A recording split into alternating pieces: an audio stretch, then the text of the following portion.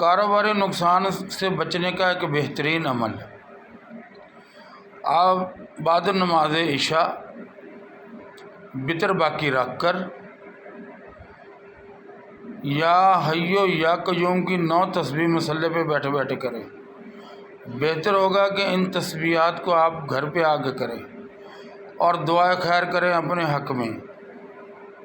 انشاءاللہ تعالی عزیز کاروباری لوگوں کے لیے یہ تحفہ ہے، بہترین تحفہ ہے کاروباری حضرات کے لیے۔ آپ کا کاروبار کا جو نقصان ہوا گا اللہ تبارک تعالیٰ اس کو پورا فرما دے گا۔ دعا شرط ہے، وطروں سے پہلے یہ پڑھ کر اپنے حق میں دعا کریں، حضور کی امت کے حق میں دعا کریں، اللہ تبارک تعالیٰ آپ کے سارے نقصان پروفٹ میں بدل دے گا۔ یہ ایسا وظیفہ ہے یا حیو یا قیوم کا، اس کو ضرور کریں۔